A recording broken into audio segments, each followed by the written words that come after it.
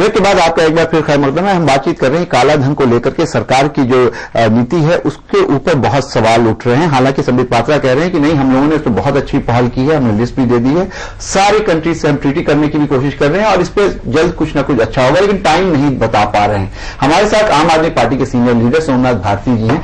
सोमनाथ जी, आपसे जानना चाहेंगे, जिस तरह का जो स्टेटस रिपोर्ट एक तरह से कहिए जो इनकी तरफ से आ रही है कि हमने ये चीजें की हैं, आपने सारी चर्चा सुनी संबित पात्रा जी की, क्या आपको लगता है कि सरकार पूरे तौर पे सच्चाई से इस मामले को आगे बढ़ा रही है, या इसमें जैसा प्रणव झा कह रहे हैं कि कहीं ना कहीं कुछ ना कुछ है, अगर लिस्ट दी गई थी पहले तो फिर उसको छुपाया क्यों गया, और फिर अटॉर्नी जनरल रोहतगी साहब ये क्यों कह रहे हैं कि आज सुबह हमने लिस्ट दी है? देखिए, चक्कर क्या है कि जो जिस तरह के झूठे वादे करके नरेंद्र मोदी जी प्रधानमंत्री का सीट उन्होंने हासिल किया है, चाहे वो गंगा सफाई का मामला हो, चाहे वो काला धन का मामला हो, दिल्ली सरकार बनाने का मामला हो, महंगाई का मामला हो, चाहे महंगाई का मामला हो, चाहे सीएजी का मामला हो, फटकार है, हर चीज पे सुप्रीम कोर्ट फटकार के उपवाद फटकार लगाई जा रही है, फिर भी इनको सर बिल्कुल नहीं आ रही है।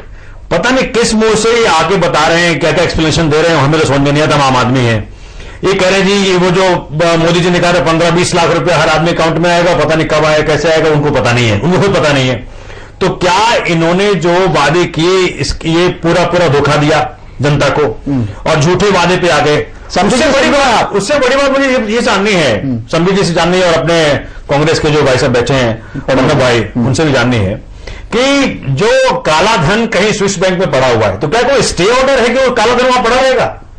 क्या कोई रोक है जिसका इसे काला धन अपना अपना कहवा निकाल के ले जाएगा? आप चोर को बता रहे हैं कि भैया हम तुम्हारे घर में आ रहे हैं, पैसे चाहिए। अरे कब तक वहां पड़ा रहेगा धन? आपके पास कोई स्टे है क्या?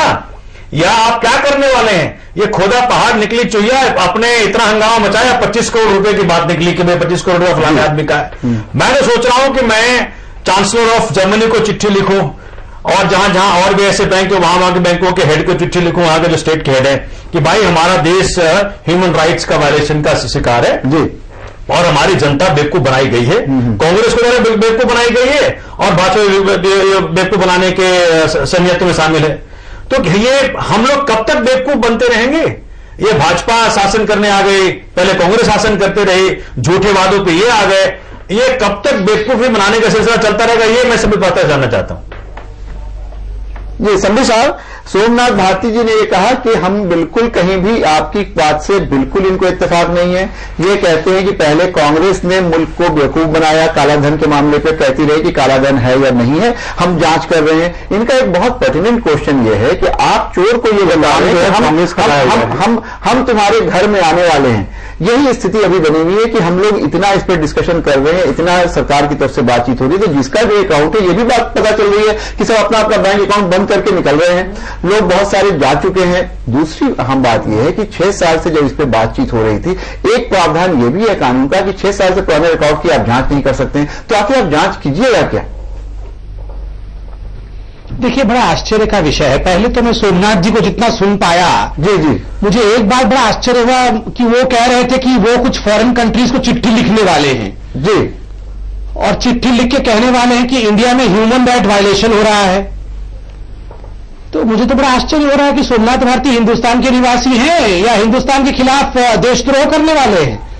वो फॉरेन को चिट्ठी लिख के क्या कहने वाले हैं कि हिंदुस्तान में ह्यूमन राइट वायलेशन हो रहा है। जी, तो ऐसे व्यक्ति के साथ हम लोग को डिबेट करना चाहिए क्या? संबित भाई, देखिए, आप जो हिंदुस्तान के खिलाफ दूसरे मुल्कों को लिखने वाले हैं, जब हमारे तो उनके सामने हम क्या, मतलब बड़ा कष्ट हो रहा है मुझे सुन के।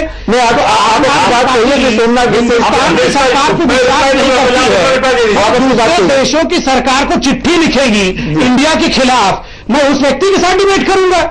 चलिए, आप अपनी बात कहिए, फिर हम सोमनाथ जी का जवाब दूंगा। इसका पहला जवाब दे दीजिए मेरे सवाल का। जी नहीं, मेरे को तो ये देशद्रोह का मामला है। जो अपने देश के खिलाफ दूसरे देशों को चिट्ठी लिखेगा और कहेगा कि उसके देश में हिंदुस्तान में ह्यूमन राइट वायलेशन हो रहा है, तो ऐसे आम आदमी पार्टी को तो निरस्त कर देना चाहिए। भाई, पहले सवाल का जवाब दीजिए, मैं चिट्ठी पहले सवाल का जवाब दे दिए। इस प्रकार से आम आदमी पार्टी भाई मैं उसका जवाब देता हूँ। संबित जी वो सवाल जवाब बाद में होगा। पहले आपने जो देशद्रोह का मामला अभी किया है इसकी सफाई दीजिए। देखिए आपको तो ये आदत है, हम लोग विषय से भटक रहे हैं। आपको ये आदत है, आपकी पार्टी को भी आदत है। उसे पीएचडी हासिल, एक सेकंड में उनको बता दूं, आपकी पार्टी को पीएचडी हासिल है तरह तरह की बातें करने में और बातों को उलझाने में और कभी भी पिन पॉइंटेड आंसर नहीं करने में कि आप चिट्ठी लिखने वाले हैं। सुनिए मेरी बात। और क्या मैं बताना ये चाहता हूं फॉरेन कंट्रीज के हेड्स को कि भाई हमारे सरकार को, कंट्रीज के हेड को हमारे सरकार हमारे मैं यहाँ आपसे बोल रही है बात, अब इनकी के पास आएंगे जी। मैं चिट्ठी लिखने वाला हूं। कम से कम हमारे सरकार के हेड तो इस पैसे को लाने में इंटरेस्टेड नहीं दिखती मुझे।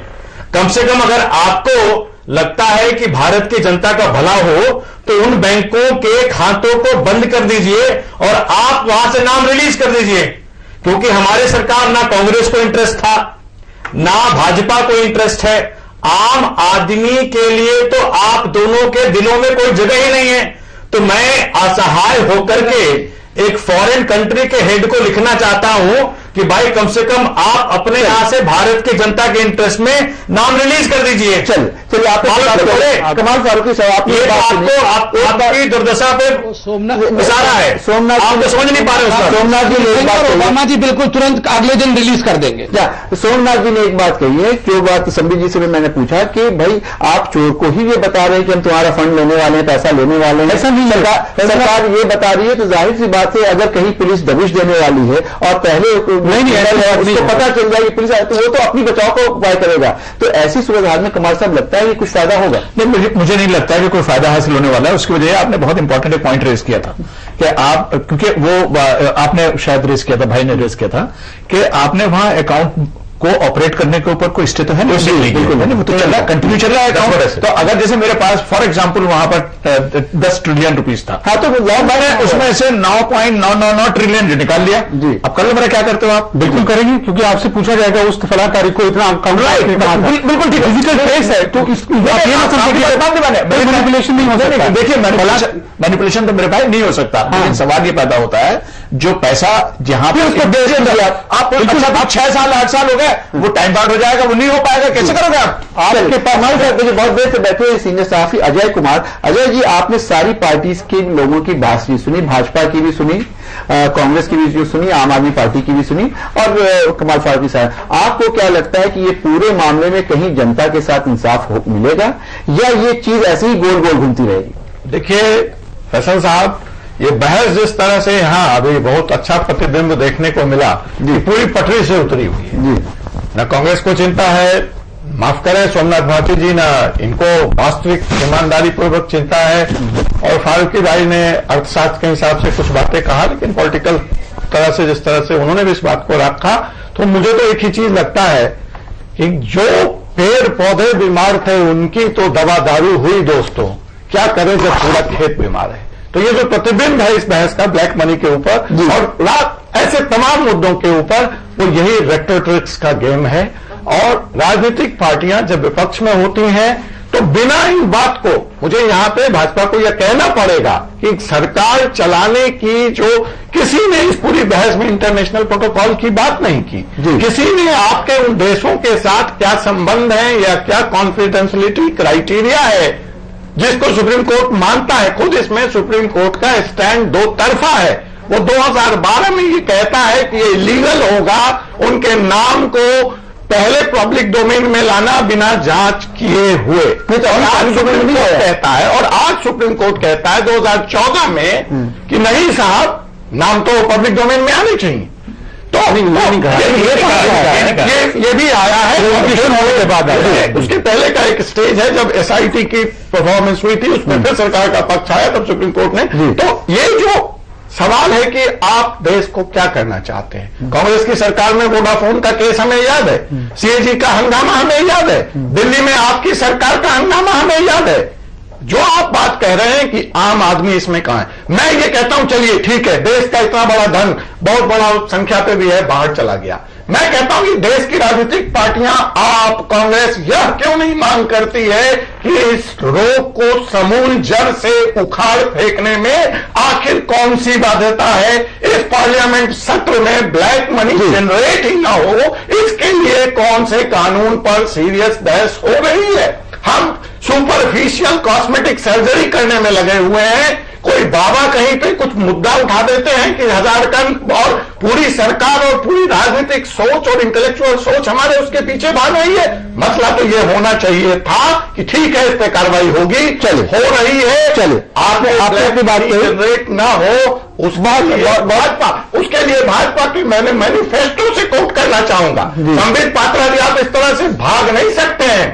बातों को तोड़ मरोड़ करके आप अपना मैनिफेस्टो निकालें जिसमें ब्लैक मनी के जनरेशन को रोकने के लिए जिन कवायदों की बात की गई है उसकी बात आप यहां क्यों नहीं कर रहे हैं? वो चीज इस पार्लियामेंट के सत्र में क्यों नहीं रखी जा रही है? और वहां आपकी क्या तैयारी है और वहां कांग्रेस की क्या तैयारी है? हम क्यों नहीं एकजुट होकर के इंटरनेशनल मुल्कों को ये धमकी दे सकते हैं कि हम भारत में ब्लैक मनी के देशों में, विश्व के उन 5 देशों में शामिल है जहां पे सबसे ज्यादा ब्लैक मनी जनरेट होता है और उस मनी का एक्सोडस होता है। उसकी तरफ क्यों नहीं? चलिए संबित जी, आपने अजय कुमार की बातचीत सुनी। अजय कुमार ये कह रहे हैं कि आपके मैनिफेस्टो में जिस तरह की बातें थी उसके ऊपर आप वापस क्यों नहीं जा रहे हैं? क्यों ऐसी कोई सिचुएशन क्रिएट करने की कोशिश नहीं की जा रही है? कोई ऐसा कानूनी आप घेराबंदी क्यों नहीं कर रहे हैं, चाहे वो ऑर्डिनेंस ला जोड़ दें, ये सारी चीजें कि ब्लैक मनी जनरेट ही नहीं हो? एक बात। दूसरी बात यह कि जितना ब्लैक मनी बाहर में है यह भी माना जा रहा है कि उतना,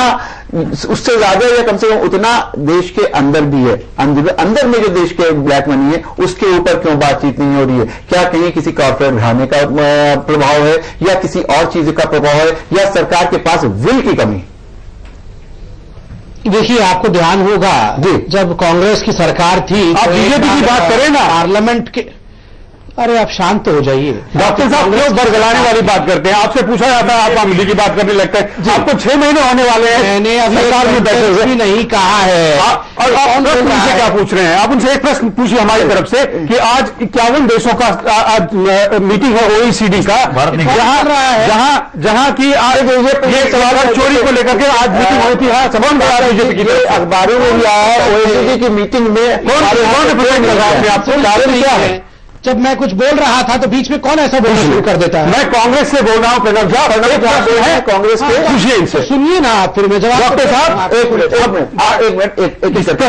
संबित जी ये जानना चाह रहे हैं OECD की मीटिंग में आज यहां से कोई कुछ जानना चाहेंगे? आपने 5 सवाल एक साथ पूछ लिया, 5 सेकंड आपने दिया नहीं। आप मैं इशारों में बताऊं क्या? चलिए आप बताइए, बोलिए। संबित बताया, कह रहा था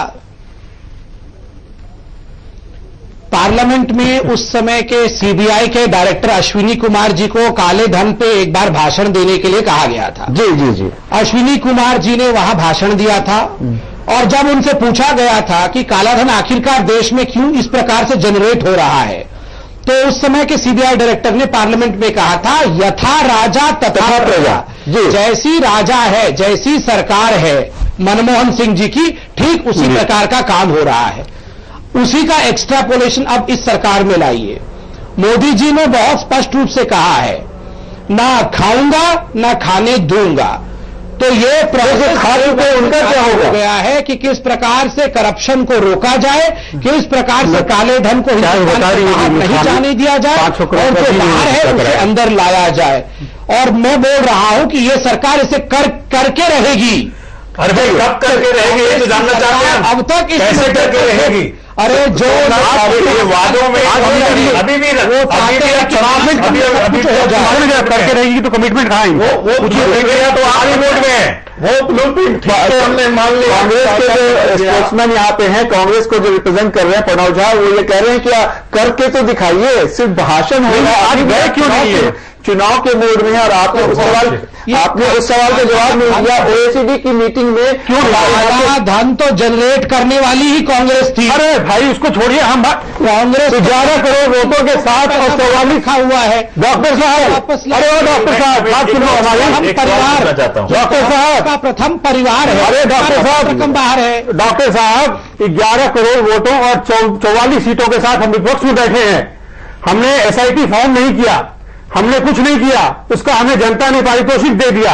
आप बैठे हैं, आप लोगों को आप सरकार है, आप गुमराह ना करें। आप ये बताएं, आप अगर हम ये करेंगे और अब बच्चा 10वीं की तैयारी कर रहा है, बात सुनिए सुनिए सुनिए सुनिए आप बात सुनिए, आपने अपनी बात सुनिए, फिर आपके पास आएंगे। होता है, समय तो लगेगा ना उसको ठीक करने में, और कर देंगे भी ठीक करना आरंभ हो चुका है। चलिए अजय जी, ये आज जब जो मीटिंग ओईसीडी की हो रही है, उसमें गवर्नमेंट का रिप्रेजेंटेटिव क्यों नहीं है, इंडियन गवर्नमेंट का, जहां की काले धन को लेकर के इंफॉर्मेशन एक्सचेंज का मीटिंग है, वहां क्यों नहीं है? चलिए इसका जवाब दे दीजिए। वो क्यों नहीं है बताऊं अभी आपको। आप मुझे 5 मिनट टाइम दोगे तो बता दूंगा आपको। 5 मिनट का टाइम नहीं है, आप जल्दी ब्रीफली बता दीजिए। 50 सेकंड दीजिए, उसे बताऊंगा। बोले। देखिए, सुप्रीम कोर्ट ने द क्लॉज ऑफ कॉन्फिडेंशियलिटी को जिस प्रकार से इंटरप्रीट किया, वो इंटरनेशनल स्टैंडर्ड से अलग था। आपको ध्यान होगा, जब 18 नाम दिए गए राम जेठमलानी जी को सुप्रीम कोर्ट के कहने पर और उसे डिक्लेयर किया गया, तो जर्मनी ने इस पर आपत्ति करते हुए अभी इसी अगस्त में एक चिट्ठी लिखा हिंदुस्तान को। इसी पे सरकार ने सुप्रीम कोर्ट से क्लैरिफिकेशन मांगा कि क्लॉज ऑफ कॉन्फिडेंशियलिटी जो आप कह रहे हैं और जो इंटरनेशनल ट्रीटी कह रही है, इसमें फर्क है, इसको क्लैरिफाई कीजिए। और आज जो मीटिंग हो रही है उसमें तमाम देश यही कह रहे हैं, आप पहले क्लैरिफिकेशन लाइए कि आप जो क्लॉज ऑफ क्लैरिटी कहेंगे, कॉन्फिडेंशियलिटी कहेंगे, वही आपकी कोर्ट भी मानेगी। अगर आपकी कोर्ट नहीं मानेगी तो हम आपके साथ संधि कैसे करेंगे? तो मोदी जी की सरकार जो है वो कन्विंस कर रही है और करने में सक्षम रही है। तो इसीलिए नहीं गए इसमें। अरे तो आपको जाके कन्विंस करना पड़ेगा, बैठे बैठे क्लॉज ऑफ कॉन्फिडेंशियलिटी को मानेंगे। ये बात तो कोर्ट ने भी आपकी बात मैंने सुनी संबित पात्रा जी, लेकिन ये बताइए, इसको कन्विंस करने के लिए आपकी बात सही है कि कन्विंस कर रही है सरकार, नहीं कन्विंस करने के लिए उस सम्मेलन में जाना भी चाहिए था, जाके करना चाहिए, तो उसको हम लोग फैजल साहब और संबित पात्रा जी। कन्विंस करने के लिए कल अटॉर्नी जनरल ने सुप्रीम कोर्ट को कहा कि आप क्लॉज ऑफ कॉन्फिडेंशियलिटी को रेस्पेक्ट करिए प्लीज। तो कोर्ट ने भी कहा कि हम लिफाफा नहीं खोलेंगे, हम सील्ड बंद लिफाफा ऐसे ही एसआईटी को दे देंगे, हम इसे सार्वजनिक नहीं करेंगे।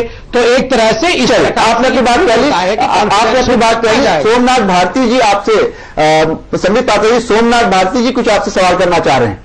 संबित भाई, मैं तो इस बार बड़ा शॉक्ड हूं आपके वे ऑफ रिस्पॉन्स को लेकर के। बहुत एग्रेशन आ गया आप में चुनाव में जीतने के बाद, पहली बार आपको फेस कर रहा हूं। तो ये पहली चीज। दूसरी चीज मैं देख रहा हूं कि जो लोग एक सेकंड एग्रेसिवली काउंटर मैं बात कर रहा हूं। नहीं वो एग्रेशन मुझे हर जगह दिख रहा है। तथ्यों पे कठोर होता है, उसको बोलने की आवश्यकता ज्यादा होती है। संबित जी, आपके पास फैक्चुअल जस्टिफिकेशन नहीं है, ज्यादा बोलना पड़ता है। आजकल बहुत घिरे पा रहे हैं अपने झूठे वादों को लेकर के, इसलिए सारा एग्रेशन है। एक सेकंड रुक, आपने अपनी बात कह ली, अब कह रहे हो भारती जी को बोलने दीजिए। कह रहे हैं, मैं कह रहा हूं एक संबित जी आपने बात कह ली, अब अरे कह दो जी। देखिए, आप पिछले 10 महीने से चुनाव दिल्ली में नहीं कर रहे हैं, भागे जो भगोड़े का आपके ऊपर पंगा लग गया है के बीच में। बता रहा हूं काले धन भाई, आप हर मुद्दे पे घिरे हुए हैं। ना आपने काले धन को, ना आपने काले धन के मुद्दे को एड्रेस किया है, ना चुनाव से भगोड़ेपन का मुद्दे को एड्रेस किया है, ना गंगा सफाई के ऊपर हजारों